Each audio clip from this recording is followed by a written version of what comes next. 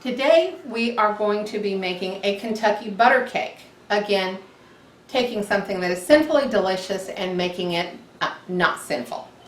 We're going to be using 6 eggs, 3 cups of spelt flour, a cup of stevia blend, 1 1/2 teaspoons of baking soda, 1 teaspoon of sea salt or regular salt, 1 tablespoon of vanilla, 1 cup of melted butter, and 1 cup of buttermilk. Our topping will consist of 1/3 cup of melted butter, 1/3 cup of stevia, and 2 teaspoons of vanilla, which we will mix together and heat until the stevia is melted but not brought to a boil, and this would be poured over the hot cake when it comes out of the oven. We are going to preheat our oven to 325 degrees. Then we are going to need our mixer, our mixing bowl, spatula, a bundt or tube pan. I like my festive holiday Thanksgiving type pan. And we're ready to start. We are going to take our 6 eggs and place those in our mixing bowl. Our sugar, it's so nice and sweet I forget I'm using stevia sometimes. And then our melted butter and our buttermilk. And we're going to put this on our mixer.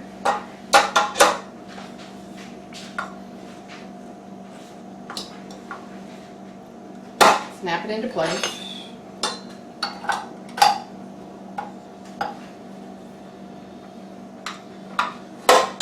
Okay, I'm going to stir this on low and let it cream together all the wet ingredients. While this is mixing, I'm going to take my dry ingredients of my 3 cups of spelt flour, my baking soda, and my salt. And I'm going to mix those together.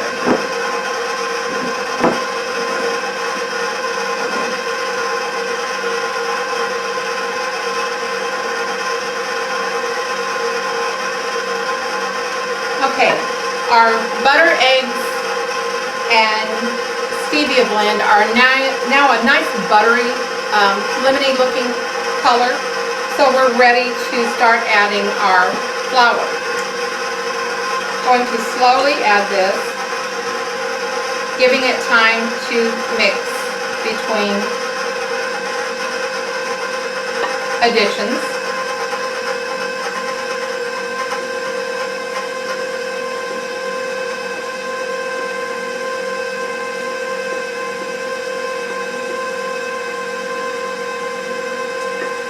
Once we get this all in, we will turn our mixer up to medium and let it beat for about 3 minutes. Our cake has been beating for about 3 minutes now, so I'm going to add the vanilla and let that stir in. And then we'll prepare our pan for baking. Now we're going to use some softened butter and a pastry brush to prepare our pan for baking. The pastry brush gets the butter down into all the nooks and crannies of our decorative pan here. We don't want the cake to stick. So we want to make sure that that is well buttered, and the cold butter gives you a little more of a barrier between the cake and the pan so it comes out nicely. We're also going to dust this with some spelt flour so that it releases easily. Alright, now we're going to dust the pan with flour. I like to use a little sifter because it gives you a light coating and you can get the sides of the center easily. So just lightly dust it.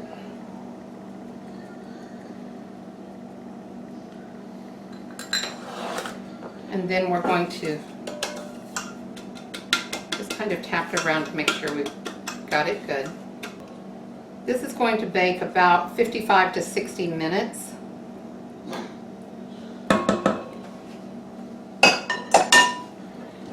And you'll check for doneness by seeing if the cake springs back when you gently touch it, or you can use a knife to see if it comes out clean. Smooth the batter with our spatula, and then we're gently going to tap it on our counter to release any air bubbles. Alright, now we're ready to bake. Our glaze for our cake is made with 1/3 cup melted butter, 1/3 cup stevia blend, and 2 teaspoons of vanilla. I'm going to mix this and then microwave it.